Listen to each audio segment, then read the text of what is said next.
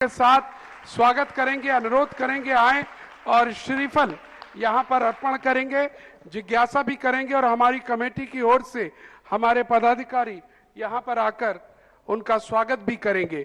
कृपया आइएगा और श्रीफल आपको दीजिएगा,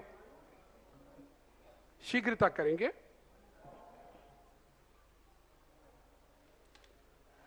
पंडित जी एक बड़ी जिम्मेदारी पूर्ण करके भी आ रहे हैं, इसलिए और जोरदार तालियां।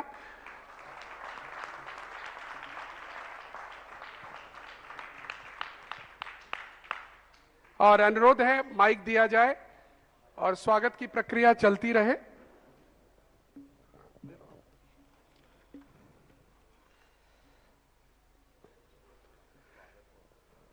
नमो लोए सभ्य साउणम परम पूज्य मुनि पुंगव सदासागर महाराज की जय। संत श्रोमणी आचार्य गुरुवर विद्यासागर महाराज की जय। पूज्य मुनि पुंगव सदासागर महाराज का जिज्ञासा समाधान प्रायः सुनते हैं, प्रतिदिन तो नहीं सुन पाते लेकिन प्रायः सुनते हैं। और ऐसे ऐसे प्रश्न आते हैं और उन प्रश्नों का सहज समाधान पूज्य वर मुनि श्री के माध्यम से होता है। वो अपने आप में आगम के परिप्रेक्ष्य में होने के कारण अनुशंसनीय प्रशंसनीय रहता है। मेरा तो एक छोटी सी जिज्ञासा अभिभाव आ गया। पूज्य वर वर्तमान में जितने भी मानव हैं, संपूर्ण मानव को प्रायः संकलेश रहता है और संकलेश से आयु क्षय होता है। तो आज के संपूर्ण मानवों का क्या अकाल मरण होता है? बस इतने। पूज्यवर वीरसेन स्वामी महाराज ने दो प्रकार के अकाल मरण की चर्चा की। उदीर्णा की, निषेक उदीर्णा, क्योंकि आयु कर्म जो है सदा निषेक उदीर्णा के साथ ही उदय में आता है। तो निषेक उदीर्णा तो देवों की, नारकियों की, तीर्थंकरों की भी होती है। स्थिति उदीर्णा की जहाँ चर्चा आती है तो उस स्थिति उदीर्णा के लिए तीर्थंकरों को, असंख्यात वर्ष आयु वालों को, इनको छोड़ करके सभी की स्थिति उदीर्णा होने का निषेध नहीं है। आज वर्तमान में संकलेश भी है और भी कई चीज़ें हैं जिन कारण से नियम से अकाल की स्थिति बनती है। पूर्ण आयु आज के समय पर भोगना दुर्लभतम दुर्लभ ही है, क्योंकि आगम में नहीं कहा है, सुत मैं नहीं कह सकता हूँ। ऐसा नहीं कहा कि पंचम काल के लोग पूर्ण आयु नहीं भोगेंगे, निषेध नहीं है। लेकिन वर्तमान में जो परिप्रेक्ष्य में है उसमें आयु कर्म की उदीर्णा निश्चित है। अब संकलेश दो प्रकार का होता है। एक संकलेश तीर्थंकर प्रकृति के बंध का भी कारण है, लेकिन उस संकलेश के साथ आयु कर्म की उदीर्णा नहीं की। पूज्यवर वीरसेन स्वामी महाराज ने धबला जी में कहा, तीव्र संकलेश परिणामों से तीर्थंकर प्रकृति का बंध होता है। अब तीर्थ संकलेश परिणाम क्या है? जगत के दुख।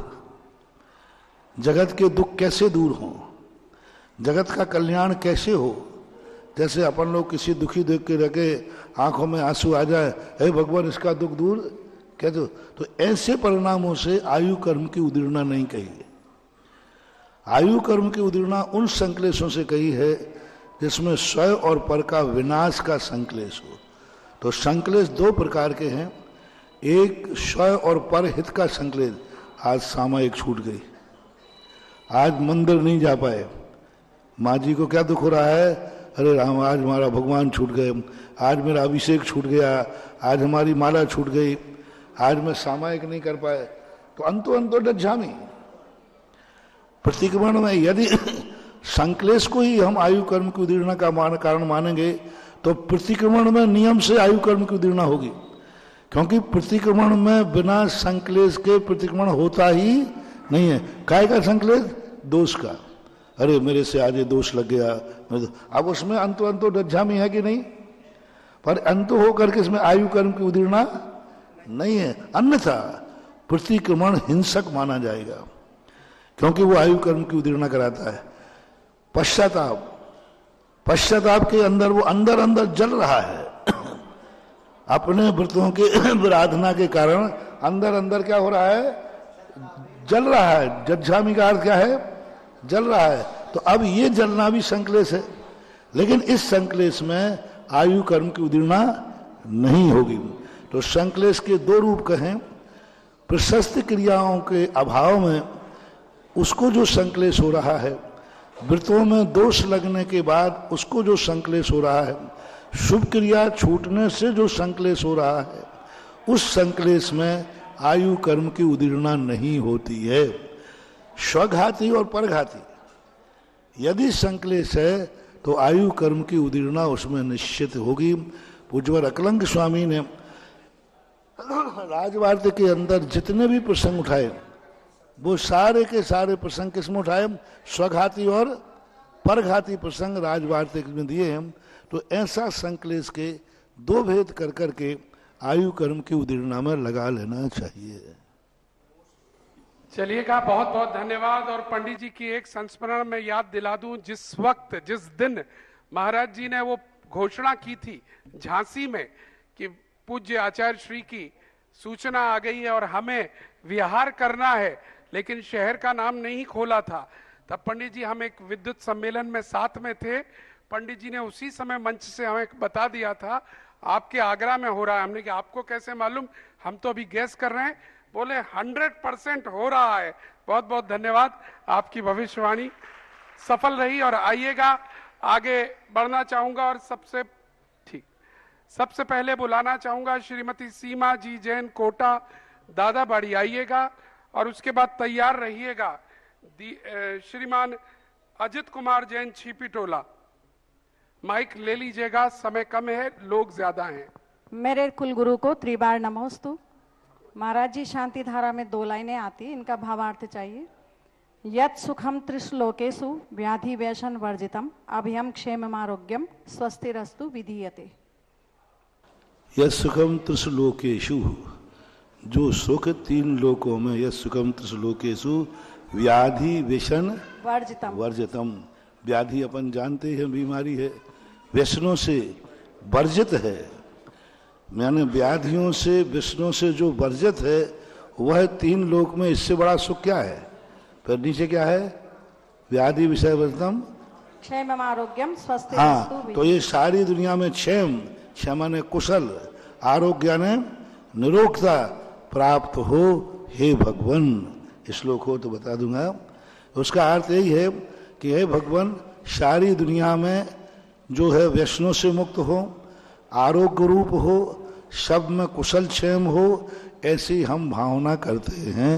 ये भावना नमोस्तु नमोस्तु नमोस्तु। चलिए, और अगला नाम हम बोल चुके हैं। और जिससे पहले आप अपनी जिज्ञासा रखें, हमारे मध्य आनंद डायग्नोसिस कोटा के श्री राजेश जी जैन परिवार के साथ पधारे हुए हैं, आइएगा और श्रीफल।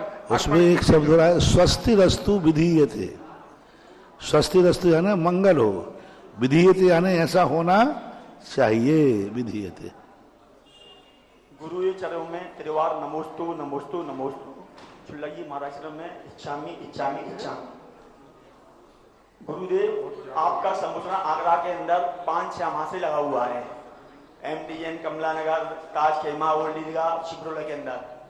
आज आपके जो प्रवचन हुए थे तो उसके अंदर आप साक्षात भगवान तीर्थंकर हैं। हमारी जिज्ञासा ये है, जिस समय आप सम्मोषण के अंदर विराजमान हो तो हमारे जितने भी ये भक्त लोग हैं, ये सब इतने दिन से आपकी उपासना कर रहे हैं, तो हम कैसे उपासना करें जिससे कि हम भी उस समय सम्मोषण में आपकी दर्शन हो सकें। और जो आपने ओल्ड दीघा के अंदर अभिषेक विधि लागू की थी, आपने कहा था कि 6 महीने में इसका आपको रिजल्ट आएगा। 6 महीने तो क्या, 6 दिन में इतना रेस्पॉन्स आया उसका, हम उसकी आपसे कामना नहीं कर सकते हैं। जो हमारे यहाँ करीब 10-15 पुजारी आते थे, आज 30-35-40 पुजारी आ रहे हैं। वाह। पहले शांति धारा एक होती थी, लोग कहते थे कि मेरा नंबर नहीं आया, मेरा नंबर नहीं आया है। अब 5-5 शांति धारा हो रही हैं। उस समय जिस समय शांति होती है, ऐसा लगता है कि भगवान के समूह कैसा लगा हुआ है, इसका नाम क्या है। और एक मेरा रात के प्रश्न से शाम के प्रश्न से अंतर है। ये शाम को अपन जो भोजन करते हैं तो सूर्य अस्त के 48 मिनट पहले, 2 घड़ी पहले दिन माना जाता है। उसके बाद की क्या स्थिति है, देखने में क्या आता है कि 2 घड़ी पहले व्रती की बात तो अलग है, लेकिन जनरल लोग कोई 5:30, कोई 6 के मैच रहे में 7, कोई 8 शादी ब्याह में जनरल रात में देखने में आता है। और एक मेरी आपसे प्रार्थना है, गलती हो क्षमा कर देना, जब आपका हम प्रवचन सुनते हैं, आपके मुख से जब दिलदोनी खुलती है तो कितना आनंद आता है, कितना आनंद आता है।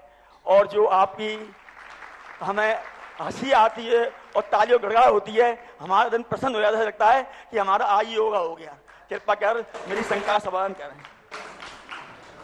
पहली बात तो है, मैं आप लोगों का दुश्मन नहीं हूं कि जो गलत बात बताऊं। मैंने शास्त्रों में जो खोजा है,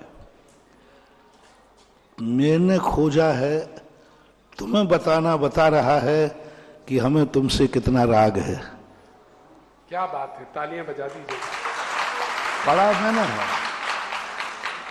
मैंने है, स्वाध्याय मैंने किया, खोजा मैंने, फिर भी मैं तुम्हें बता रहा हूं, यही मेरे तुमसे राग का प्रतीक है कि मैं तुम्हें कितना चाहता हूं। और ये जो चाहत है, ये अभिषेक आदि के माध्यम से, माध्यम कुछ भी बन सकता है। मैंने सारे भारत में 25-30 साल से देखा, जो इस विधि के अनुसार अपना अभिषेक पूजन करते हैं, उनको नियम से सिद्धि, गारंटी ऐसी नहीं दी जाती है, गारंटी में कोई ना कोई छुपा रहता है। तो आज जिन मंदिरों को जो यथावत मान रहे हैं, वो आज सब ऐसी ही आवाजें उठाएंगे। अब देखो, आदिनाथ भगवान के समय 1 मारिच था, तो मेरे समय 10-5 हो जाए तो कोई बड़ी बात नहीं। अक्सर कर कौन किनको विरोध करते हैं, जो ना कुछ करते हैं, ना धरते हैं, ना आना है और ना जाना है। वस्तुतः जो अच्छे लोग होते हैं वो तो अच्छी विधि को पसंद ही करेंगे, और ऐसा होना ही चाहिए। दूसरा प्रश्न आपने रात्रि का कहा, कम से कम अंधेरा ना हो पाए इतना ध्यान रखें, लाइट ना जल पाए इतना ध्यान रखें। ठीक है, 48 मिनट आप नहीं पाल सकते, तो मध्यम 24 मिनट भी कहा है।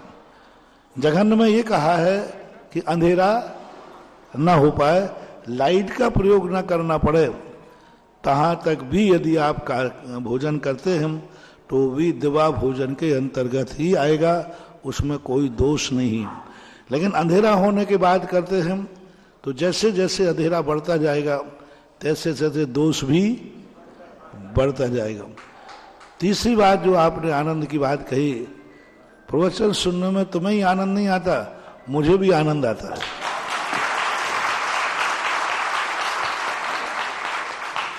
क्योंकि प्रवचन में कई बातें मुझे ऐसी मिल जाती हैं जो मैं 24 घंटे चिंतन करूं तो नहीं मिल जाता है, तुम्हारे पुण्य से हमें मिल जाता है। तुम्हारे पुण्य से निकलता है और उपलब्धि मैं उसको कैच कर लेता हूं, अरे तो नई बात आ गई, नई सोच आ गई। तो वस्तुतः यदि अपना कल्याण करने का भाव होता है तो व्यक्ति ना जाने कहाँ कहाँ से क्या क्या उपलब्ध कर लेता है। और जब उनको करना ही नहीं है तो हमें भगवान की वाणी भी नहीं सुहाती, करना ही नहीं तो भगवान की वाणी भी नहीं सुहाती। और अपने आत्म उद्धार करना है तो हंस के समान जब श्रोता बन जाता है तो हर कहीं से भी वह सार को ग्रहण कर लेता है। चलिए, अगला नाम मैं लेना चाहूंगा, श्रीमती नीलमा जी, जैन, राहुल विहार आए। और जो कुछ आगरा में हो रहा है अभिषेक विधि के माध्यम से, भाई साहब ने बिल्कुल ठीक कहा, ये हर मंदिर की बात है। बड़ी प्रसन्नता होगी ये अभिषेक विधि छिपी टोला में भी प्रारंभ की जाए। पुरुषों से हम अनुरोध करना चाहेंगे, पूज्य श्री ने एक बार इशारा कर दिया है, दोबारा वो कहते नहीं है। अब आपको जाना होगा पास में, क्योंकि आपके पास में गंगा आई है। अब लाभ आप ना ले पाए ये आपका दोष है। इसलिए अनुरोध करना चाहेंगे यहाँ के पुरुषों से, जो भी अभिषेक करते हैं और खासकर जो नहीं करते हैं, जो घर में रह जाते हैं, दुकान खोल लेते हैं, व्यापार में चले जाते हैं, वो जरूर इस विधि को समझें और देखें कितना लाभ होता है आप सबको। आपकी जिज्ञासा। नमोस्तु गुरुवर, नमोस्तु नमोस्तु महाराज। पहले तो मैं क्षमा चाहूंगी क्योंकि क्वेश्चन कुछ ऐसा है महाराज जी, जैसे हम मंदिर जाते हैं, भगवान तो हमारे सारे ही एक हैं, चाहे प्रतिमा छोटी हो चाहे बड़ी हो, मगर कभी कभी ऐसा होता है कि कुछ विशाल प्रतिमा होती है, तो जैसे कहते हैं ना सहस्र भुज वाली पार्षद भगवान, तो अलग से भगवान तो हमारे लिए 24 इक्वल है। और कभी कभी ऐसा होता है कि मूल नायक भगवान का इतना नाम क्यों? इक्वल भगवान तो आदिनाथ भगवान भी है और मूल नायक भगवान पार्षनाथ भगवान, बट नाम उनका क्यों होता है? मैं पहले क्षमा चाहूंगी महाराज जी। भगवान सब इक्वल है, लेकिन भगवान की मूर्ति इक्वल नहीं होती, क्योंकि भगवान स्वयं साधना से बनते हैं। सारे भगवानों का जो 46 मूल गुण होते हैं, किंचित मात्र भी हीनादिक नहीं है, लेकिन जब उन्हीं भगवान का चरित्र हम पढ़ते हैं तो चरित्र में अलग अलग एनर्जी है, भगवान में नहीं। बहुत बहुत बारीक बात है, इस पर मैंने बहुत काफी शोध किया, बहुत चिंतन किया।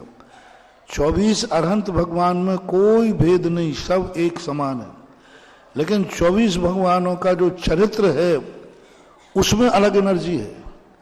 आदिनाथ का चरित्र पढ़ने से अलग प्रकार का पुण्यबंध होता है, अलग प्रकार की एनर्जी मिलती है। पारसनाथ की अलग, चंद्र प्रभु की अलग, पुष्पदंत की अलग, जितने तीर्थंकर हैं उनका चरित्र जब पढ़ते हैं तो उसमें अलग अलग एनर्जी मिलती है। पारसनाथ का चरित्र पढ़ते ही कितने बार रोंगटे खड़े होते हैं, कितने बार आत्मा में आनंद की अनुभूति होती है, कितना भाव भगवान के प्रति क्षमता भाव का परिणाम जागता है, कितना जागता समता भाव का। हो इतना अनर्थ हो गया, फिर भी वो जाकर उसको मनाने पहुंच गए। अब ये अजितनाथ भगवान के चरित्र पढ़ने से नहीं आएगा। इतना अनर्थ कि वो भाई ने सब कुछ मिटा दिया, बर्बाद कर दिया, फिर भी उसी के पैर। क्या हद होती है। अब ये जब पढ़ते हैं तो मान गलत हो जाता है। सब कुछ मिटा दिया 10 वर्ष पहले भाई ने, और उसी भाई को मनाने गए और उसने 12 मन की शिला पटक दी, तब भी कहता नहीं उसकी गलती नहीं है, मैंने पैर पकड़ के हिला दिया इसलिए गिर गई होगी। अब ये क्या है? अब ये चरित्र, ये परिणाम चरित्र किसके पढ़ने से आएगा? पारसनाथ के, आदिनाथ के पढ़ने से नहीं आएगा। अब आदिनाथ का जब पढ़ेंगे तो जब वो 6 महीने तक निराहार घूमते रहे तब बड़ा बैराग होता है। सभी श्रोतागण एवं जिज्ञासु पोष सभी को नमोस्तु करें। नमोस्तु महाराज जी। इच्छामी महाराज जी। महेंद्र जैन पत्रकार इंदौर से पूछते हैं, नमोस्तु महाराज जी, श्री भक्तांबर जी के पाठ के एक काव्य में कालोददी शब्द का उल्लेख मिलता है। महाराज जी, कालोददी किस प्रकार का समुद्र होता है और उसकी क्या विशेषताएं होती हैं? कालोदर समुद्र जो है वो धातकी खंड को घेरे हुए। पहला समुद्र है लवण समुद्र। लवण समुद्र वलयाकृत चारों तरफ से चूड़ी के आकार का जम्बू द्वीप को घेरे। जम्बू द्वीप के आकार के बाद लवण समुद्र के चारों तरफ चूड़ी के आकार का धातकी खंड है, और धातकी खंड को जो कालोददी शब्द जो है वह घेरे हुए है, जिसका स्वाद जल के समान है। ये लवण समुद्र का स्वाद तो खारा है, लेकिन कालोददी शब्द जल का, वो समुद्र के जल का स्वाद पानी के समान है, इसलिए ऐसा माना। राजीव जैन अमरपाटन से पूछते हैं, नमोस्तु महाराज जी, भगवान के समूह शरण में जब भव्य जीव 12 सभाओं में प्रवेश करते हैं तो समूह शरण में प्रवेश करने की क्या विधि हुआ करती है? समूह शरण में विधि होती है, बहुत विनयशील नम्रशील आसन भव्य ही जाते हैं।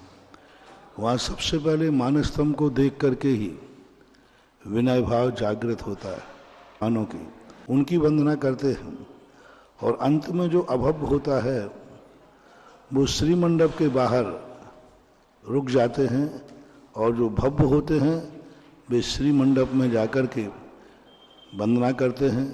भगवान की ऐसी परिधि होती है, गंधकुटी के पास जाकर के भगवान की परिक्रमा देकर वंदना करके सभी लोग अपने अपने कोठों में विराजमान हो जाते हैं।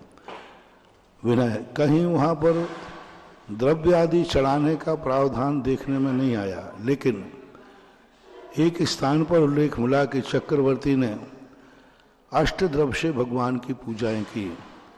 दूसरा उल्लेख पूज्यवर समंत्रभद्र महाराज ने समोषण के अंदर एक मेंढक को पाखुड़ी ले जाने का लिए देखा, प्रमोद मत्ता कुसुमो नैकेन राजगृह।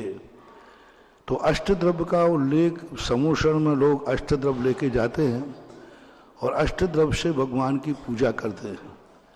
चैत्य भक्ति में भी आया शब्द। तो जो श्रावक लोग हैं वो अष्टद्रव्य से पूजा करते हैं।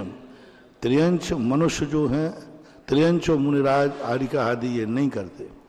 देवता भी अष्टद्रव्यों से भगवान की महापूजा समोषण में करते हैं। कल्पद्रुम एक महामंडल विधान मिलता है जो चक्रवर्ती स्थापित करता है। तो कल्पद्रुम का अर्थ होता है समोशरण। तो समोषण में चक्रवर्ती उसकी पूजा करता है, ऐसा उल्लेख भी पूज्यवर जिनसेन स्वामी ने हरिवंश पुराण के अंतर्गत उल्लेख किया है।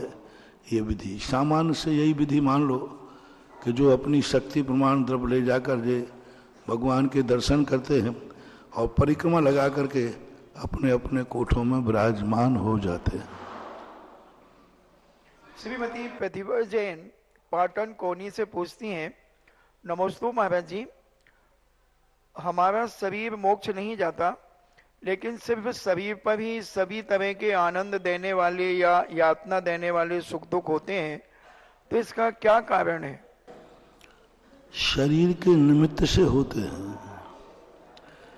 न शरीर दुखी होता है न आत्मा दुखी होती है। दुख और सुख का कारण है संबंध।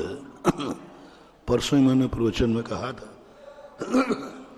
दुनिया में संबंध ही दुख का कारण है। संबंध नहीं है तो हमें कोई मतलब नहीं। कितनी गाड़ियों का एक्सीडेंट होता है, लोग मरते हैं। आप चाय पीते रहते हैं और पेपर पढ़ते थे, पूरा परिवार तहस नहस हो गया। आपको किंचित मात्र भी आपकी चुस्की में कोई फर्क नहीं पड़ता, लेकिन तुरंत यदि वहां लिखा हो कि ये गाड़ी आगरा की थी और वो भी उसी नंबर की थी जिसकी आपकी है, तो फिर क्या हो गया? यानी आप एक्सीडेंट से दुखी नहीं हैं, आप संबंध से दुखी हैं। ये मेरे रिलेटेड की है, मेरे रिलेशनशिप है, मेरा संबंध है। संबंध का दुख है। इससे गाड़ी से हमारा कोई संबंध नहीं है तो सामने वाला पड़ा रहता, मरता रहता, तुम साइड से गाड़ी निकाल के चले जाते। इसका अर्थ इसी को तो मोह कहते हैं। मोह में दया अनुकंपा नहीं होती, संबंध के साथ मोह है। घटना दुर्घटना से आपको कोई भी मतलब नहीं है। इसलिए शरीर का और आत्मा का जो संबंध है, इस संबंध से जो परिणाम जागते हैं वे सुख दुख के कारण बनते हैं। सुभाष जैन जबलपुर से पूछते हैं, नमोस्तु गुरुदेव, अत्यंत विनय पूर्वक निवेदन है। महाराज जी, आपने पिछले दिनों महामंत्र नमोकार मंत्र के माध्यम से ग्रहों की शांति का उपाय बताया था, किंतु उन ग्रहों में राहु और केतु छूट गए थे। आपसे निवेदन है कि राहु केतु की शांति के लिए।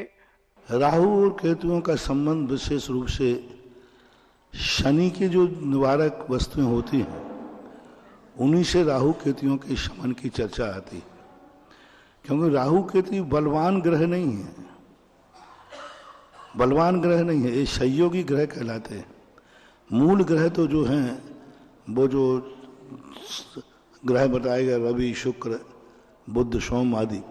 राहु और केतु जो हैं यदि प्रभावशाली हमारा मूल ग्रह है तो राहु केतु कुछ नहीं कर पाएंगे।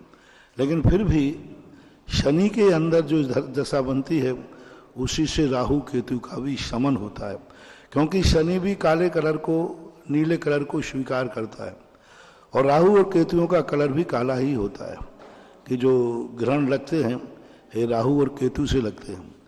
तो दोनों का कलर एक होने से, दोनों की जाति एक होने से दोनों को शनि के अंदर मान करके उसका निवारण कर दिया जाता है।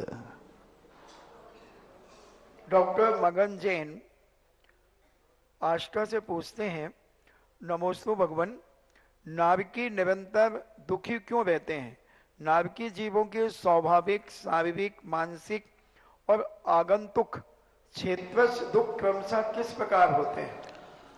वो दुखी इसलिए रहते हैं कि जब वो मनुष्य रेंज पर्याय में रहते हैं तो सदा दूसरों को दुख देते रहते हैं।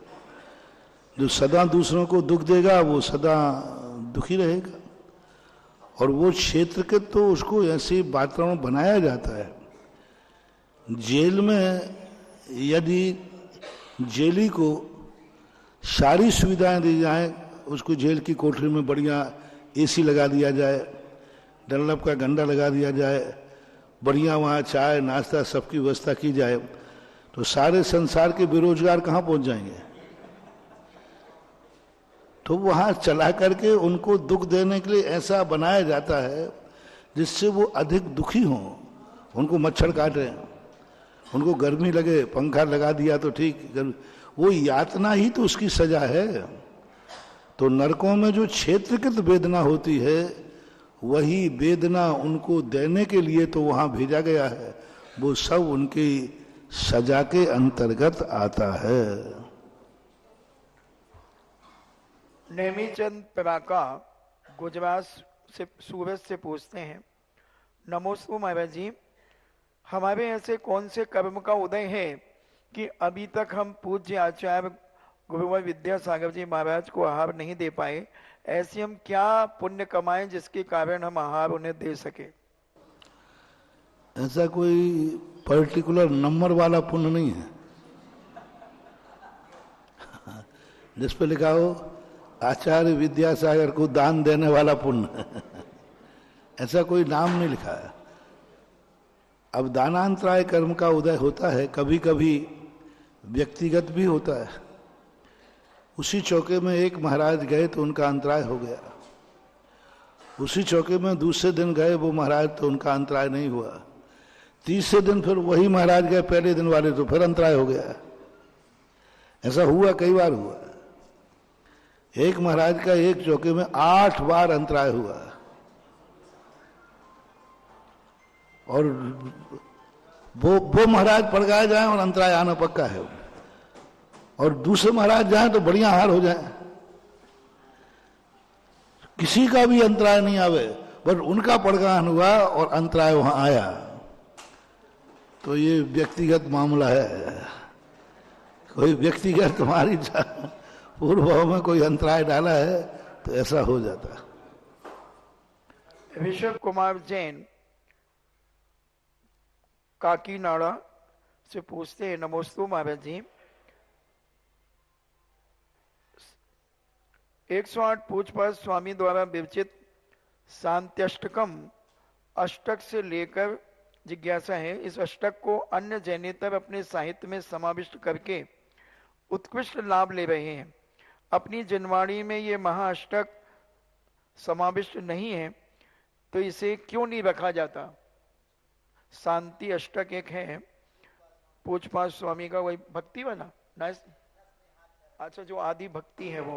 हाँ तो है ना, अष्टक तो है, शांति भक्ति भक्ति में जोड़ दिया। और आपकी शांति पाठ में आप पढ़ते हुए है। हिंदी अनुवाद क्या है? शांतिनाथ शशिमुखहारी से, उसी का तो अनुवाद है। तो पढ़ते तो हैं, ऐसी बात नहीं है। आप लोग नहीं पढ़ते, बात अलग है। आप लोग शांति पाठ हिंदी में पढ़ते हैं और शांति अष्टक जो है संस्कृत में है, तो उसको भक्ति के साथ जोड़ दिया गया है। एक अष्टक है और आदि भक्ति, तो शांति भक्ति में जोड़ दिया गया है। न स्नेहात् शरणम प्रयान्ति भगवान,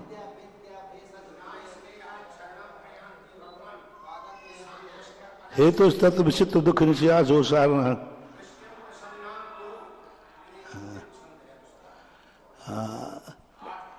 तो शांति अष्टक है, मानते हैं, बस देखो कोई भी चीज़ को पढ़ने के पहले देखना पड़ेगा कि उसमें कोई ऐसी, क्योंकि अपने यहाँ बहुत सारी स्तुतियाँ दिगंबर श्वेतांबरों में समन्वित होती, भक्तांबर आदि, तो कुछ बातें कोई एकाध ऐसी ना हो उसमें जिसमें विचारणी हो जाते।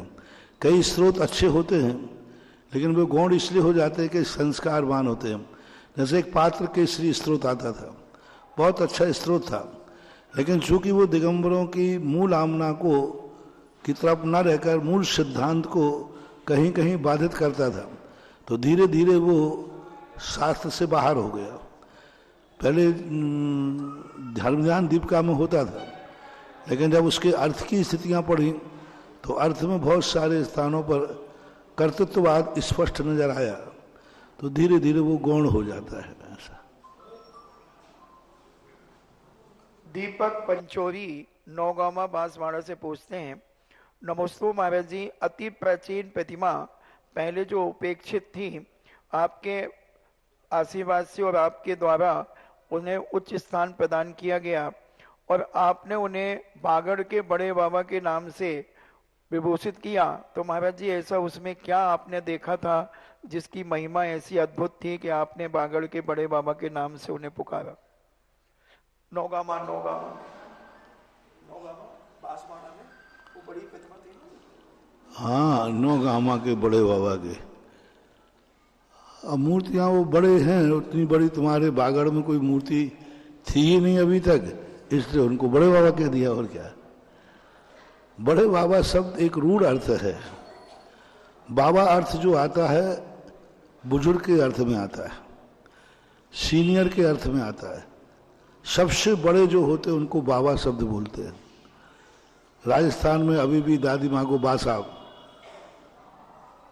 दादी को, आदि को, वृद्ध लोगों को, तो जो बाबा शब्द चला है ये बुजुर्गों की पश्चिम चला, जो सबसे बड़े होते हैं उनको बाबा बोलते हैं।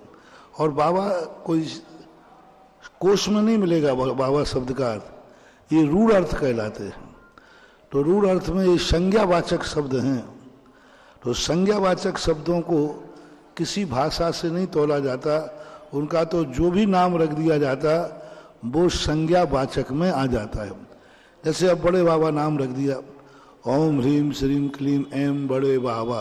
अब बड़े बाबा कौन सी भाषा का शब्द है? कोई भाषा नहीं है, ये संज्ञा है। संज्ञा किसी भी रूप में रखी जाए, संज्ञा में आप सुधार नहीं कर सकते, चाहे उसका अर्थ कोश से मिले या न मिले। नाम तो नाम रख दिया तो रख दिया, बस ऐसा माना जाए। चलिएगा, जिज्ञासा समाधान के लाइव सेशन में आप सभी का स्वागत है। आज मित्रों, छिपी टोला से ये सभा जिज्ञासा समाधान की आपके मध्य आ रही है और आज यहाँ छिपी टोले में हमारे घर पर भगवान आए थे।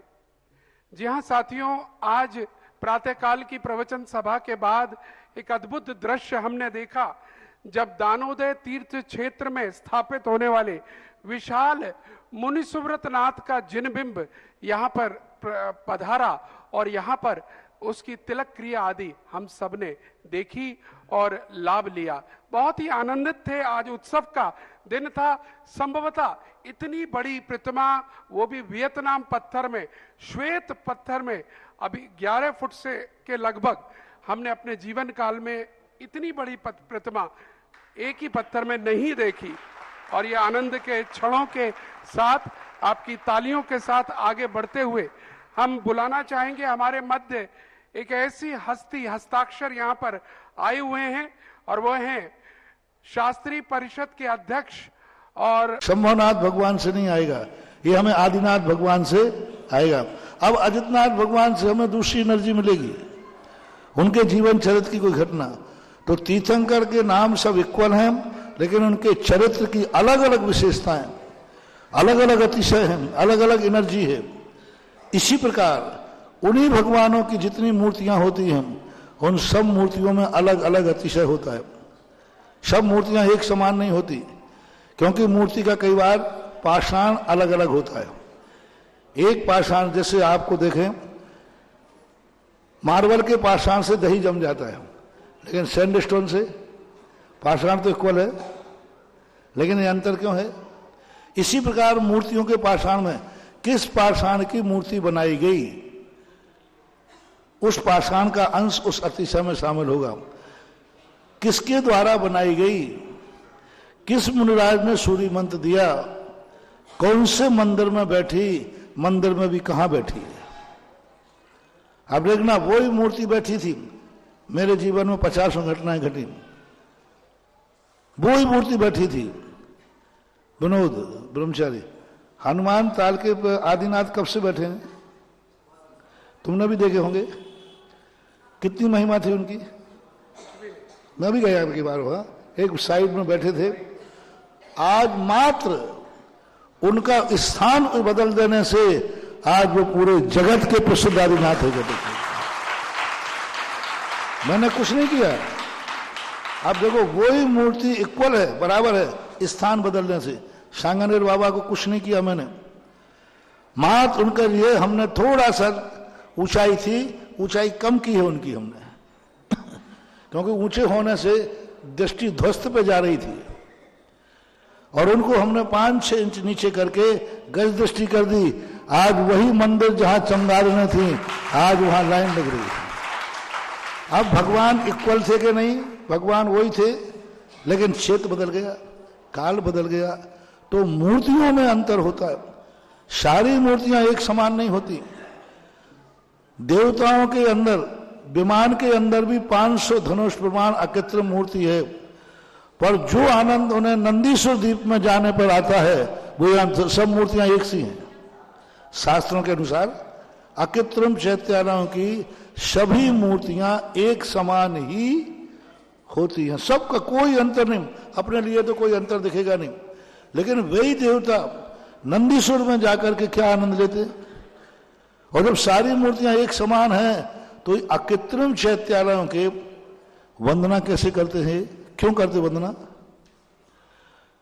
458 तो मध्यलोक के, और भी इनकी वंदना करने देवता नित्य निरंतर, जैसे यहां आना जाना रहता है ना, ऐसा वहां भी 24 घंटे देवताओं का आना जाना। क्यों आते हैं वो देवता? वो तो अवधिज्ञानी है। उनके विमान में मूर्ति है इसी समान जैसे नंदीश्वर में है, जैसे मध्यलोक के अकृत्रिम चैत्यालय में 20 ऐसी मूर्ति उनके विमान में बैठी है। तो वहीं दर्शन कर ले, है क्या उसमें? लेकिन नहीं, विमान की मूर्ति का अतिशय अलग है, और दूसरे अकृत्रिम चैत्यालय का अलग है, और सर्वश्रेष्ठ अतिशय है नंदीश्वर द्वीप में। वहां जाकर वो आपा खो देते हैं। ऐसा वर्णन किया कि वे इतने भाव विभोर हो जाते हैं कि आपा खो करके नाचते हैं, गाते, इतने आनंद विभोर हो जाते। क्यों? इसका अर्थ है कि मूर्तियों में हर मूर्ति एक समान नहीं होती। जिनसन स्वामी ने भी इसका वर्णन किया है, आदिनाथ भगवान के मुख से कहलवाया है कि उन मूर्तियों का गंधोदक लाओ जो मूर्तियां सगत के लिए पूज्य हों, जगत के लिए। अब एक मूर्ति आपने बनाई यहां पर, किसके लिए बनाई? एक दिन मैंने प्रवचन दिया था। आपने कमला नगर में मंदिर बनाया, आपने छिपी टोला में मंदिर बनाया, क्यों बनाया साहब? उस एरिया में रहने के लिए कि भाई कमला नगर में जो शब्द, इतने उद्देश्य ना, दुनिया के लिए तो नहीं। अब आप लोकोदय में मंदिर बनाएंगे, काय के लिए? किसके लिए बोलो ना? सारे जगत के लिए। तो अब वही मूर्ति जब लोकोदय में विराजमान हो जाएगी, तो उसकी एनर्जी इतनी होगी कि पूरे विश्व के लिए वो बनाई गई। उसमें 7 अरब जनता का संकल्प किया गया है, जितनी जनता है सब लोग दर्शन करें। और इस मूर्ति में भगवान वही है। भगवान को पंचकल्याणक भी एक साथ ही हुआ है, सूर्य मंत्र भी एक साथ ही दिया गया है, एक ही मुनिराज ने दिया, एक ही पाषाण के बने, एक ही साथ बने। लेकिन कहां बैठाला आपने? किसके लिए बैठाला? ये मात कॉलोनी के लिए है, तो उसमें अतिशय उतना ही आएगा। ये है पूरे विश्व के लिए है, तीर्थ क्षेत्र के रूप में, तो उसका अतिशय उतना ही बड़ा होगा। तो मूर्तियों में जो अतिशय होता है, द्रव्य, क्षेत्र, काल, भाव और भाव। भाव तो नहीं आएगा, भाव। भाव परिणामों से होगा। और बैठालने वाले का क्या परिणाम है? किसके लिए बैठाल रहा है वो? इतने मात्र से मूर्ति की एनर्जी बढ़ जाती है। इसलिए इक्वल होकर के भी सबकी एनर्जी अलग अलग है। एक मूर्ति ऐसी है कारंजा में, जिसके अभिषेक करने के बाद जल सिर पर डाल दिया जाए तो सांप का जहर उतर जाता है।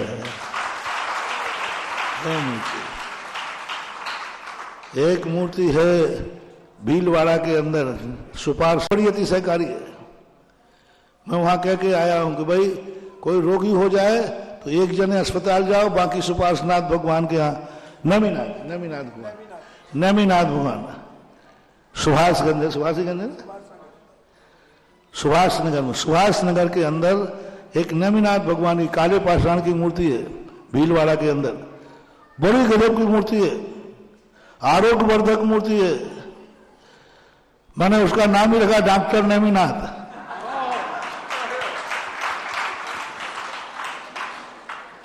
और एक चमत्कार जी है सवाई माधोपुर में, छोटी सी मूर्ति है नेमीनाथ भगवान की, और उस मूर्ति का इतना बड़ा शक्ति है। और वहीं बाजू में अस्पताल है, मान के मरीज को अस्पताल में रहने दो, तुम डॉक्टर नेमीनाथ के पास आओ, तुम यहाँ भक्ति करो, वो शरीर का इलाज करेंगे और वे नेमीनाथ कर्मों का इलाज करेंगे। अब अभी तक हमें दो मूर्तियां आरोग्यवर्धक मिली, एक तो सवाई माधोपुर में छोटी दीवान की नसिया में चमत्कार जी के बाजू में, और एक भीलवाड़ा के अंदर सुभाष नगर में नेमीनाथ भगवान की काले पाषाण की मूर्ति है बड़ी वाली, वो मूर्ति। तो अब इन मूर्तियों में अलग अलग चीजें होती हैं, अपन नहीं समझ पाते। अभी सब लोग अपनी अपनी नाड़ी पकड़ो, कैसी लगे? मतलब थोड़ी थोड़ी फड़क रही है, सबको एक सी फड़क रहेगी नहीं सब, और वैद्य पकड़ेगा तो अब वो कहेगा नहीं नहीं इनको बात की बीमारी है, इनको कब की बीमारी है, और अपन को कैसी लग रही है? सामान्य लग रही।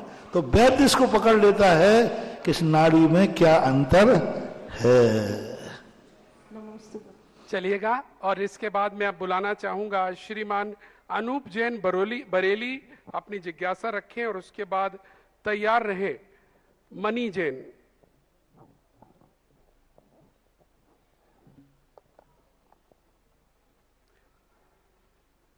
सकल दिगंबर जैन समाज बरेली रायसेन की ओर से महाराज जी के श्री चरणों में त्रिवार नमोस्तु निवेदित करता हूँ। नमोस्तु महाराज श्री, नमोस्तु महाराज श्री, नमोस्तु महाराज श्री। महाराज श्री छुल्लक जी के चरणों में भी क्षामी। महाराज श्री, मेरे यहाँ एक पुत्र और पुत्री 7 वर्ष पहले जन्म हुआ था। मैंने सभी जगह उनका उपचार कराया, इलाज कराया, कोई फायदा नहीं हुआ। बेटी पूर्ण रूप से स्वस्थ है और बेटा बचपन से बोल नहीं पाता था। पर मैंने प्रथम बार जब आपके उसको दर्शन कराए, महाराज जी आप भेड़ाघाट में विराजमान थे, बच्चा घर आया और घर आते ही साथ बच्चे के अंदर इम्प्रूवमेंट होने लगा। उसके बाद महाराज श्री मैंने टीकमगढ़ में आपके दर्शन कराए, आपने उसके सिर पे हाथ रखा, मेरी श्रीमती रोने लगी और आपने कहा बेटा सब ठीक हो जाएगा। उस दिन के बाद बहुत तेजी से उसमें इम्प्रूवमेंट हो रहा है महाराज जी। और आज जब उसने और दर्शन करे तो महाराज जी मैंने कलयुग में भगवान रूप में महावीर स्वामी की तरह आपको महसूस किया है। मैं आपको पूरे धर्मपत्नी और महाराज श्री, मैं और मेरी धर्मपत्नी, आप जो कहेंगे महाराज श्री, मैं पूरे प्रतिज्ञा लेता हूं कि उसको पूर्ण रूप से। मेरी जिज्ञासा ये है महाराज जी कि मैं अपने जीवन में ऐसा और क्या करूं जिससे कि मेरा बच्चा पूर्ण रूप से स्वस्थ हो और मेरा जीवन शांतिपूर्ण आनंदित हो। मैं कुछ कहता नहीं हूं, ये अतिशय है, क्योंकि जो अतिशय होता है वो भक्त की श्रद्धा से होता है, आस्था से होता है, मेरे कहने से नहीं होता। इसलिए मैं कभी किसी से किसी भी संबंध में लोग समस्या लेके आते हैं, सबसे ज्यादा मैं शांति धारा को जानता हूं, बोलता हूं, लेकिन आज तक मैंने किसी से नहीं कही कि शांति धारा करना तुम। आज तक भक्तांबर की महिमा मैं जानता हूं, लेकिन मैं कभी किसी को महाराज जी हम बहुत दुखी हूं, कौन सा भक्तांबर का श्लोक पढ़े, मैं नहीं बोलता, क्योंकि मैं तो महिमा बताऊंगा। अब चमत्कार कब होगा? तुम्हारी श्रद्धा जितनी ज्यादा बढ़ेगी उतना ही चमत्कार होगा। इसलिए मैं चाहता हूं कि मैं बोलूंगा तो चमत्कार नहीं है, और तुम मानोगे तो चमत्कार ही चमत्कार है। और अभी 4-5 दिन पहले मैंने एक बहुत पुरानी पिक्चर का संदर्भ दिया था, मालिक। उसका बच्चा भी गुंगई था। वो पूरी कहानी आप पढ़ लेना। होता है, श्रद्धा अंदर से पनपती है तो यह सब कुछ संभव हो जाता है। मानोगे तो चमत्कार होगा। और मित्रों, आज ही हमारे एक भक्त, चिंता मत करिए मैं कर दूंगा, आज ही पूज्य गुरुदेव के एक भक्त का फोन आया, बैठ जाइए आपका, और उन्होंने एक ही बात कही कि आपके यहां तो चमत्कारी गुरुदेव आए हैं। हाँ, हमने कहा महसूस तो करते हैं हम। उन्होंने कहा इस बात पर नहीं कह रहा हूं मनोज भैया, मैं इस बात पर कह रहा हूं कि आप सबका चमत्कार का उदय आ गया है, क्योंकि पूज्य गुरुदेव ने आपके नगर में लोकोदय की घोषणा कर दी है। और इसकी चर्चा केवल जैन समाज में, वह बता रहे थे, इसकी चर्चा केवल जैन समाज में नहीं है, भारत में, पूरे भारत की जैनेतर समाज में भी इसकी चर्चा है। ऐसा कौन सा साधु है जिसने ताज की नगरी में जाकर ताज को खुला चैलेंज किया है और कहा है विश्व की अद्वितीय अगर तीर्थ कोई बनेगा तो वो लोकोदय बनेगा। और मित्रों, उन्होंने आगे हमें बताया, हालांकि हमें भी मालूम है, लेकिन वह इतने अभिभूत थे, फोन पर बोले चले जा रहे थे, बोले साहब वचन सिद्धि है, जो कह दें सो होगा, और आप बस मान लेना उनकी बात, जो कहें वो करते जाना। हमने कहा प्रयास तो कर रहे हैं। तो मेरा आगरा वालों आपसे भी एक ही बात है, मान लेना जो वो कह रहे हैं। लोकोदय सबसे श्रेष्ठतम तीर्थ में से एक बनकर आएगा। अगर वहां अभी तक आपने सहस्त्रकूट जिनालय में प्रतिमा स्थापित न की हो, वहां आपने अभी तक भूदान करने का मन न बनाया हो, वहां अभी तक आपने जिन मंदिर बनाने का मन न बनाया हो, चमत्कार आपके यहां खड़ा हुआ है, ले लो, बाद में पछताओगे यह चमत्कार हमने क्यों नहीं लिया, पड़ोसी ने क्यों ले लिया। ध्यान रखिएगा, समय कम है। और एक और चमत्कार की अब बात करूंगा मैं। मित्रों, इन्हीं की इसी मंच से हमने लगभग 3 माह पहले रेवासा के लिए घोषणा की थी, भक्तांबर विधान के लिए, असीमित कालीन भक्तांबर विधान, भव्योदय तीर्थ की अद्भुत योजना है पूज्य गुरुदेव की। और वही है योजना है मात्र 51,000 रुपए में एक बार देने पर पूरे जीवन तक उस परिवार, आज भी और कल भी उसके नाम से, उसके बाद भी वो विधान साल में एक बार होता रहेगा, मात्र 51,000 रुपए देने पर। यह घोषणा आज कमेटी आई है, कमेटी खड़ी हो जाए, नाम में बाद में लूंगा, आ जाए। और घोषणा जिस दिन हुई उसी दिन से पूरे भारत से लोगों ने असीमित कालीन भक्तांबर विधान में नाम लिखाना प्रारंभ कर दिया। 365 नाम में से लगभग 250 नाम आ चुके हैं और भी आ रहे हैं, और जिनके भी भाव होंगे वो लिखाएंगे। आज उनकी कमेटी यह पत्रिका लेकर आई है। सबसे पहले पत्रिका का विमोचन किया जाएगा। हम अनुरोध करेंगे, जब तक विमोचन करते हैं, देखो अभी जो मूर्ति की बात आई, इसी में सुमतनाथ भगवान सारी दुनिया में है, लेकिन रेवासा के सुमतनाथ की मूर्ति का अतिशय ही अलग है। अब मुझे तो चमत्कार का बहुत श्रेय कई बार मनोज बाबू दे देते हैं। बात यह है मनोज बाबू, मेरे में तो चमत्कार नहीं है, लेकिन मैं वो जौहरी हूं कि दुनिया में चमत्कार परख लेता हूं। मैंने भक्तांबर का चमत्कार, मैंने मूर्तियों का चमत्कार, सुमतनाथ भगवान का जो चमत्कार है, मैंने इन उसी मूर्ति के लिए एक बार सीकर में चतुर्मास किया था। बहुत पुरानी मूर्ति भूगर्भ से निकली थी, जैसे पदमपुर भगवान की 2 महीने पहले ही ये मूर्ति रहवासा में निकली थी और वो छोटी सी मूर्ति बहुत मुश्किल से खोजने पर मिली, क्योंकि लोग भूल गए थे। और आज वो रहवासा को उजड़ने वाला तीर्थ क्षेत्र आज एक अतिशय तीर्थ क्षेत्र के सामने आ रहा है। और अब ये देख लीजिए, मंदिर भी वही है। अब जिन मंदिरों में ये असीमकालीन भक्तांबर विधान चालू हो रहा है, ये मंदिर दिन दूने रात चौगुने अतिशय को प्राप्त होंगे। मात अभी संकल्प किया था इन्होंने 3 महीने पहले कि हम असीमकालीन भक्तांबर विधान करेंगे। संकल्प मात्र से इतना बड़ा कार्य करके 3-4 महीनों में ये नवयुवक मंडल लाए, जिससे मेरी तबीयत खुश हो गई।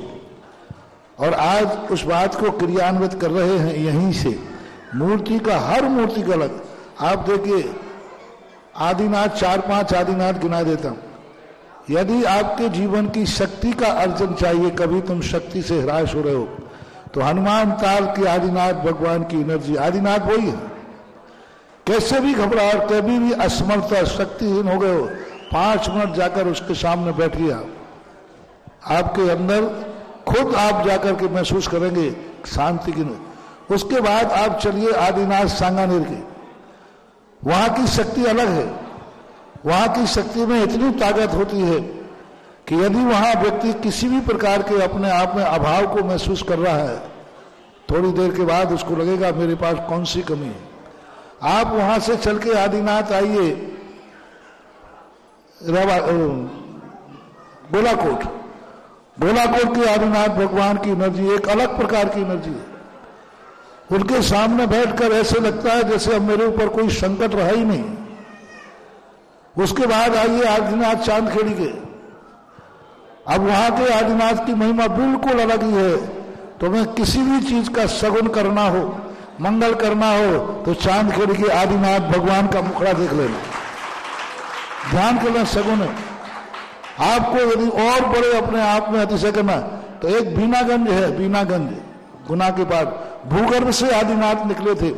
उन बीनागंज के आदिनाथ का अतिशय देख लीजिए, अलग प्रकार का, जिसका नाम मैंने शुभोदय दिया।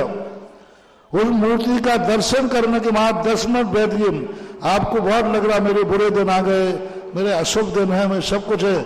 आदिनाथ भगवान के सामने, बीनागंज के आदिनाथ भगवान के सामने आप 15 मिनट बैठ करके, 10 मिनट बैठ करके महसूस करेंगे और आपको लगेगा कि नहीं, मेरे अशुभ का नहीं, मेरे शुभ कर्म का उदय आ गए।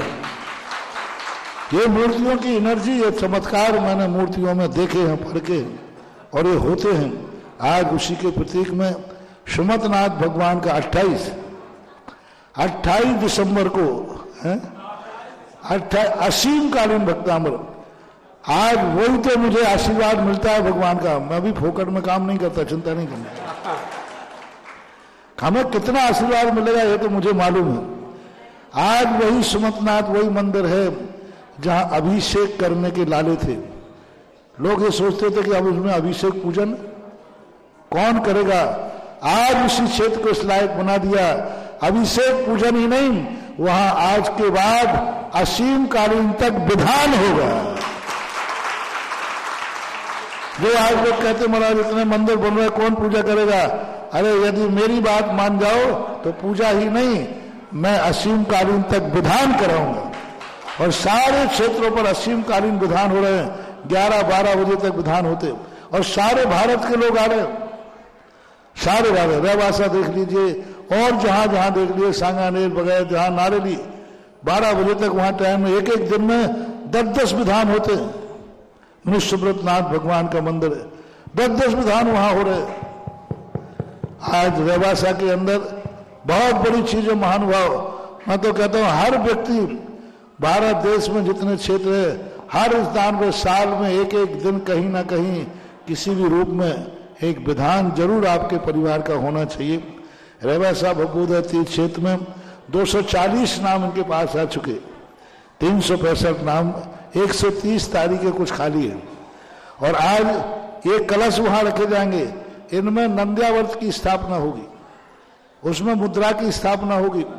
हर साल तुम्हारा ये नंद्यावर्त, ये मुद्रा भगवान के सामने रखा रहेगा।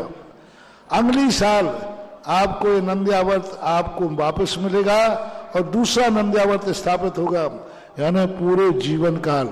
अब आप मरने के बाद आप तो सिद्धा स्वर्ग चले जाओगे, लेकिन आपके भक्तांबर का नंद्यावर्त आपके पोते को मिलता रहेगा। तुम्हारे जीवन में वो एक लाइफ इंश्योरेंस होता है ना, जीवन के साथ जीवन के बाद, ऐसे ये आप मरण को प्राप्त हो जाओगे तो भी आपका पोता आएगा तो पोता के नाम से उसको अलग से नहीं देना, पोते के नाम से भक्तांबर होगा, वो हर साल आएगा, मुद्रा नंद्यावर्त ले जाएगा और दूसरा नंद्यावर्त स्थापित करेगा। तो आज बहुत बड़ा शगुन हो रहा है, यहीं से मैं हाथ लगा के दूंगा, क्योंकि मैं कहाँ कहाँ जाऊंगा।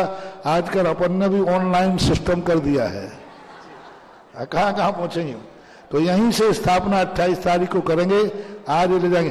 ये दोनों कलश वहां पर स्थापित किए जाएं जिसमें नंद्यावर्त की स्थापना हो। कौन स्थापित करना है, कैसे करना है? मैं जिससे पहले यहाँ बोली के माध्यम से तय करेंगे हम, लेकिन आज बड़ी प्रसन्नता है कि महाराज जी के मुखारबिंद से श्रीमान शशि जी रिवाण सीकर वालों को अतिशय क्षेत्र का गौरवाध्यक्ष घोषित किया गया है। जरा जोरदार तालियां। मैं अनुरोध करूंगा शशि जी सामने आ जाएं और कमेटी की ओर से श्रीमान संजीव जैन जी खेरिया वाले और मुकेश जैन जी मीटर वाले, टिल्लू भाई आकर उनका स्वागत करें। और आइएगा, बोलियों के माध्यम से तय करते हैं कौन कौन स्थापित कर पाए। एक काम कर लो अन्नू भैया, देखो नहीं हो पाएगा बीच में। हाँ, कहां से शुरू?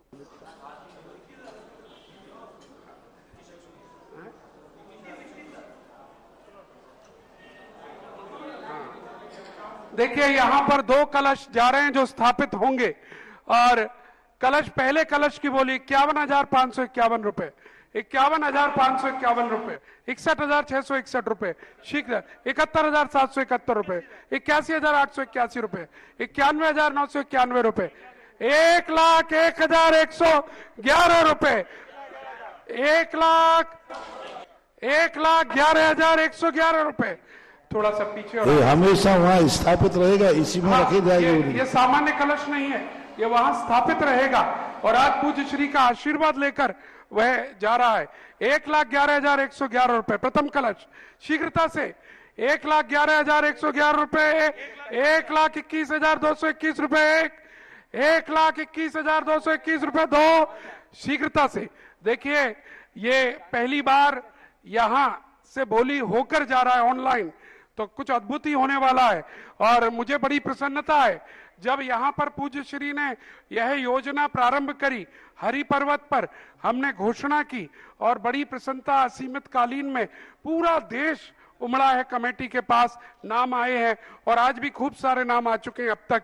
जिन्हें मौका मिलेगा तो हम बोलेंगे, लेकिन अभी 1,21,221 रुपए 1 और 1,21,221 रुपए 2, शीघ्रता करें भाई साहब। जिनके भी भाव हो, ऐसा सौभाग्य पूरा विश्व देख रहा है। आपके गांव में तो आपका गांव देखता, लेकिन जिज्ञासा समाधान सबसे महंगा कार्यक्रम है, क्योंकि हम जिज्ञासा को बीच में तोड़कर आपको दे रहे हैं। इसको हल्के में ना ले। 1 लाख, क्योंकि लाखों लोग स्वाध्याय के लिए इंतजार कर रहे हैं। बस जल्दी 30 सेकंड बस। हाँ, 1,51,551 रुपए 1,51,551 रुपए 2 और 1,51,551 रुपए 3। और यह सौभाग्य मिला है श्रीमान शशि जी सीकर को। जोरदार तालियां। और दूसरा कलश, हाँ साहब, 1,11 में कौन थे? आगे बढ़ जाएं। जो भी थे 1,11 में, शीघ्रता करें। 1,21,000, एक जिसका भी था दूसरा कलश बराबर का करिए, दोनों कलश। हाँ साहब, भाव बनाइए। हाँ, 1,31,000, 1,31,000, शीघ्रता करिए। ये कार्यक्रम सबसे महंगा कार्यक्रम है। हाँ, आपको मौका मिल रहा, मेरे ख्याल से पहली बार कोई बोली लग रही है इस कार्यक्रम में, हल्की मत करिएगा। 1,51,551 रुपए 1 और 1 लाख, क्या बात है, 1,61,661 रुपए, 1,61,661 रुपए, थोड़ा तर में आ जाए, थोड़ा एक दूसरे की तरफ मत देखो, ये तो अनमोल चीज है। बहुत देर, बहुत 61 पीछे से 1,71,771 रुपया, 1,71,771 रुपए एक, और 1,71,771 रुपए दो, और 1,71,771 रुपए तीन। और ये सौभाग्य मिला है। नाम बताइएगा। श्रीमान जय कुमार जी, देवेंद्र कुमार जी, सही कुमार जी, सहील कुमार जी, छाबड़ा परिवार, बनूड़ा वाले सीकर। बहुत बहुत बधाई, स्वागत करिएगा दोनों परिवार की ओर से। राजीव जैन, दिनेश जैन, टायर वाले आ जाएं। दोनों परिवार यहाँ आ जाएं, इस पर मांगलिक करें और सिक्का और नंद्यावर्त की स्थापना करें। और देखिए, पहला बोली ली है श्रीमान शशि कुमार जी, अमित कुमार जी, दीवान परिवार सीकर, और दूसरी बोली आपके सामने। चलिएगा, हम जिज्ञासा की ओर बढ़े उससे पहले थोड़ा सा मेरी तरफ से हट जाएं, पीछे से भी हट जाएं, विनम्र अनुरोध। जिससे पहले जिज्ञासा मनी इंतजार कर रहे हैं वहां पर माइक पर, लेकिन लोकोदय तीर्थ के लिए कुछ घोषणाएं हैं, हम बोलना चाहेंगे। आज आहार दान के उपलक्ष्य में श्रीमती प्रमोद जी, जैन माता जी, श्रीमती मीना जी चाची, श्रीमान रविंद्र, रेणु जी, शैलवी, मनोज जी, योगेश जी, मोना जी, ऋषभ जी, दिशा जी, शुभांग, सम्यक, अतिशय, प्रसन्न, सलोनी, अन्वेश, समस्त महतिया परिवार, तेहरा वाले, छिपी टोला आगरा की ओर से सहस्त्रकूट जिनालय में 3 प्रतिमाओं की घोषणा की गई है। बहुत बहुत साधुवाद। और एक और सहस्त्रकूट जिनालय में प्रतिमा की घोषणा आई है। श्रीमान सुमेर चंद जैन, गोपाल कुमार जैन, ललित जैन, रजनी जैन, अंशम जैन, अरंत जैन, मांगरोल वाला परिवार, ये दोनों परिवार आ जाएं, पूज्य श्री का आशीर्वाद लें। और मैं अनुरोध करूंगा सुभाष चंद्र जी जैन, तार वाले, सत्येंद्र जैन, नेत्राम एंड सन्स, और नरेंद्र कुमार जैन, कमला नगर आए और इनका स्वागत करें। सारे भारत के लिए संदेशा मैं आशीर्वाद देके भेज रहा हूँ। रवा साहब, भव्योदय तीर्थ क्षेत्र, यह असीम कालीन भक्तांबर कमेटी को मेरा आशीर्वाद है। अब 28 तारीख के बाद कभी भी विधान बंद नहीं होना चाहिए। 130 नाम रह गए हैं, वो पूरे करना है, नहीं करे तो कमेटी करेगी, लेकिन अब विधान बंद नहीं होगा कभी भी। वो नहीं भी आएगा तो उसके नाम से विधान होगा, लेकिन विधान तो होगा। ये मेरा आशीर्वाद है यहीं से। चलिए जरा तालियों के साथ अनुमोदन कीजिएगा। और यहाँ पर वो दोनों परिवार हमने बुलाए हैं, और शिवपुरी से कुछ लोग आए हैं, श्रीफल अर्पण करें, पूज्य श्री का आशीर्वाद ले रहे हैं, आ जाइएगा।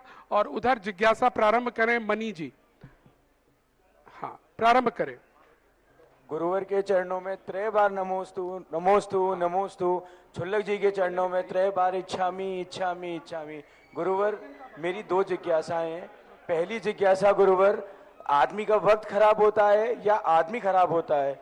दूसरी जिज्ञासा कि आजकल हम खूब देखते हैं समाज में लोग पंथवाद के पीछे ज्यादा भाग रहे हैं और दिगंबरत्व के पीछे नहीं जाते हैं, तो आप ऐसा कुछ मार्गदर्शन दीजिए कि लोग इस चीज को त्याग कर और दिगंबरत्व को अपनाएं।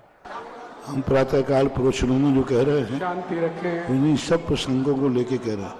दूसरी बात, वक्त का भी संयोग होता है, कोई भी कार्य एक कारण से नहीं होता। वक्त भी साथ में मिले, पुरुषार्थ भी साथ में हो, दोनों जब एक साथ हो जाते हैं तब सफलता मिलती है। वक्त जब साथ नहीं देता है तो भावनाओं को इतना प्रबल करना चाहिए कि वक्त पलट जाए और भावना जीत जाए। चलिएगा, और जिससे पहले अगली जिज्ञासा की ओर बढ़ना चाहूंगा और मैं नाम लेना चाहूंगा। श्रीमान मुकेश जी जैन, छिपी टोला, आए और अपनी जिज्ञासा रखें। और कुछ घोषणाएं या विधान के लिए और आई हैं जो मुझे दी गई हैं। सीकर के श्रीमान ताराचंद जी, नवीन जी, प्रशांत, बीना, भव्य परिवार सीकर, और इसके अलावा अनीशा छाबड़ा, पाटनी, बड़गांव, हजारीबाग, पंकज जी, सुनील जी छाबड़ा, दूधवा वाले सीकर, कैलाश जी, जयपुरिया परिवार सीकर, और छावड़ा परिवार पालवा वाले आसाम के कबीर जी कृष्ण जी। हाँ पूछिए।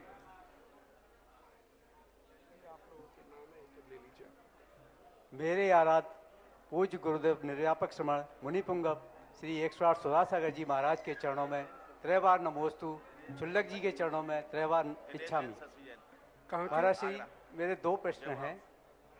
ओम शांति। पहला प्रश्न है महाराज जी कि श्रावक के 4 आवश्यक यानी कि दान, पूजा और शील और उपवास, ये 4 कहे हैं, लेकिन आगे चल करके इन्हीं को 6 में परिवर्तित कर दिया गया है और स्वाध्याय को इसमें क्यों नहीं रखा गया, जबकि स्वाध्याय परम तप कहा है और भी विशेषता स्वाध्याय की सारी इतनी विशेषताएं बताई गई हैं, तो भाई ऐसा क्यों? इसका पहले 4 ही मूल में चलते थे, दान, पूजा, शील, मुपवासो, चौबेहो, साबो, धम्मो। बाद में जाकर पूज्यवर पद्मनंदी महाराज ने उनको 6 में परिवर्तित कर दिया। दान, पूजा, गुरुपास्ति, स्वाध्याय, संयमस, तपा, इन 6 आवश्यकों में स्वाध्याय आ गया।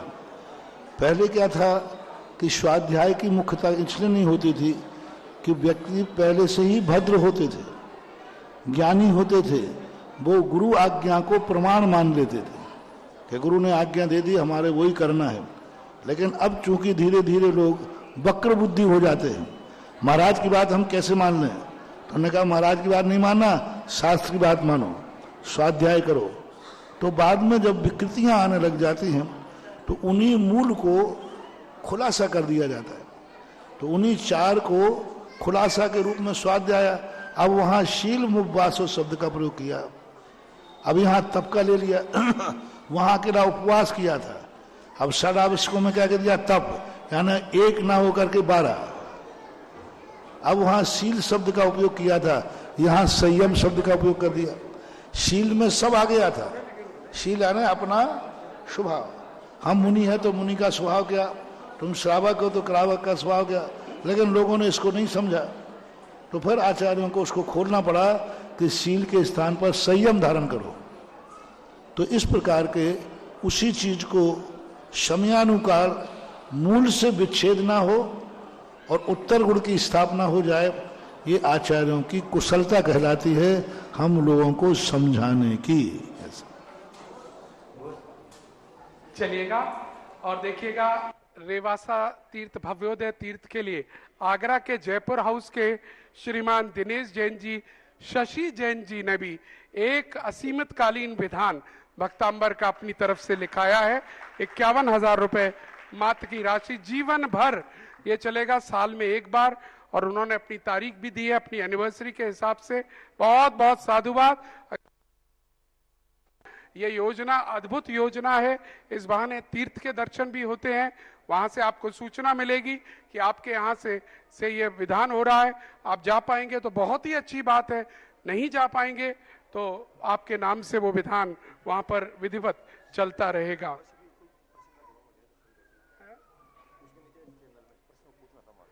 चलिए, एक अंतिम प्रश्न के लिए मैं अनुरोध कर रहा हूं श्रीमान विमल जी जैन सीकर, शीघ्रता से। हालांकि समय निकल गया है, लेकिन चलिए।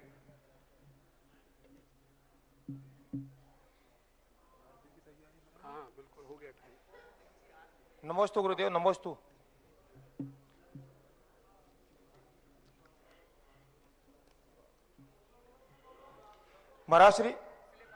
महाराज श्री से निवेदन है कि मंदिर का जीर्णोद्धार करना चाह रहे हैं।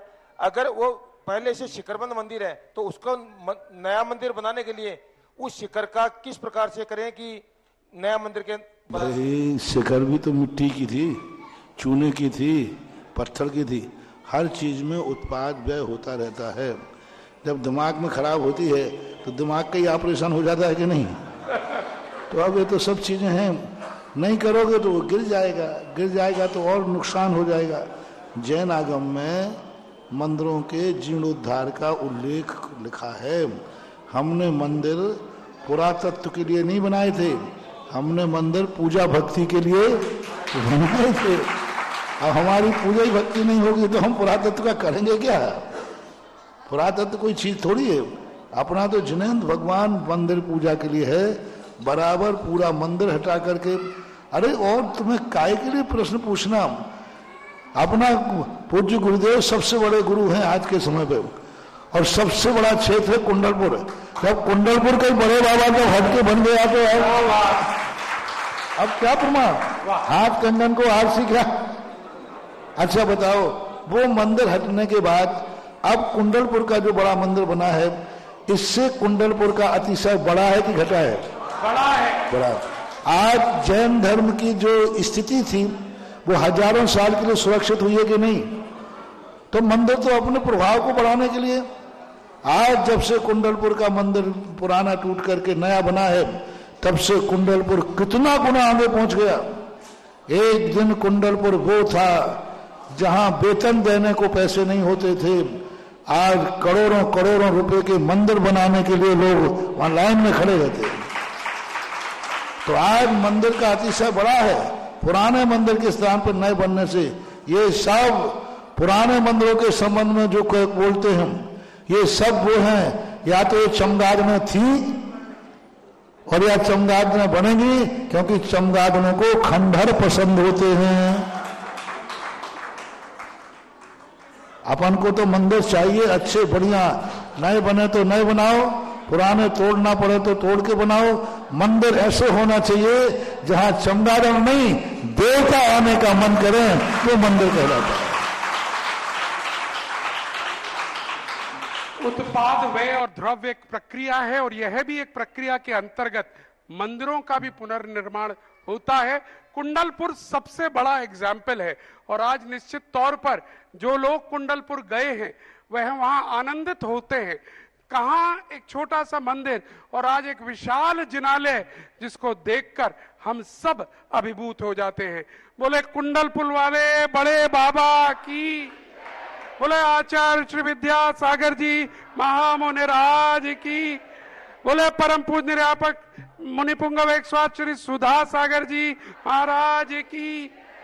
अभी आपने अतिशय देखे कहाँ हैं, देखते चलिए थोड़ा सा। बस आज प्रातः काल का जो प्रवचन था, निशंकित होइए और फिर देखिए क्या क्या मिल सकता है हम सबको। आपकी आज भी बहुत सारे नाम रह गए हैं, अब पढ़ने का भी समय नहीं रहे मेरे पास। अच्छा, घोषणा आई है क्या? ये तो पढ़नी पड़ेगी। श्रीमान पन्ना लाल जी, निर्मल कुमार जी, ओम प्रकाश जी, लोकनाथ जी, अभिषेक अन्य निवासी छाबड़ा, पुत्री रिया पाटनी बड़गांव हजारीबाग से ये नाम एक और आया है इस असीमित कालीन विधान के लिए। बहुत बहुत साधुवाद। और यहीं पर इस कार्यक्रम को विराम लगाते हुए आरती युग की ओर बढ़ना चाहेंगे।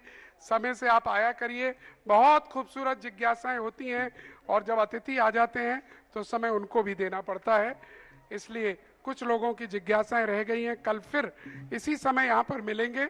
आइए, और प्रथम आरती का सौभाग्य आज के आहारदाता परिवार श्रीमान रविंद्र कुमार जी, श्रीमती रेणु जी, श्री मनोज जी, श्रीमती शैलवी, योगेश, मोना, ऋषभ और दिशा, केवल वही परिवार आगे आएगा, बाकी सब पीछे रहेंगे। इस कैमरे के पीछे सारे लोग रहेंगे, बाकी यही परिवार यहाँ आएगा। और भी कोई अगर बोली लेना चाहे तो 11,111 रुपए मात्र में बोली लेकर आरती कर सकता है। लेकिन आगे वही आएंगे जो परिवारी जन जिनकी आरती है, बाकी सब पीछे रहेंगे। आरती प्रारंभ कराई जाए।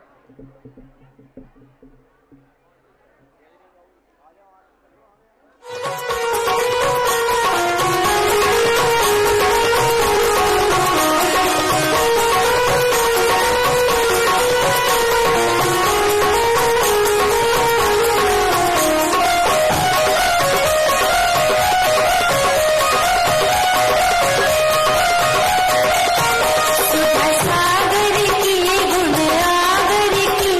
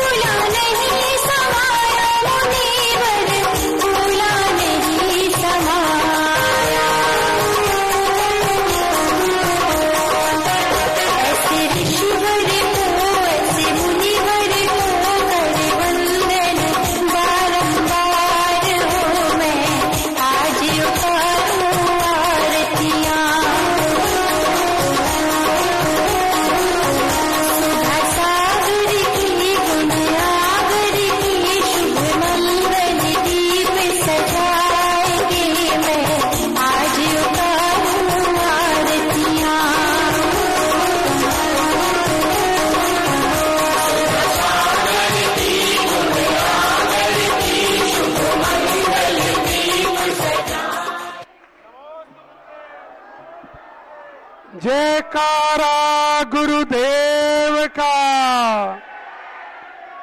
जयकारा गुरुदेव का, जयकारा गुरुदेव का। पूज्य श्री को निकलने देंगे, चरण छूने का प्रयास नहीं करेंगे। और कल मध्याह्न 2 बजे सम्यक्ता चरण पुस्तक जो आपने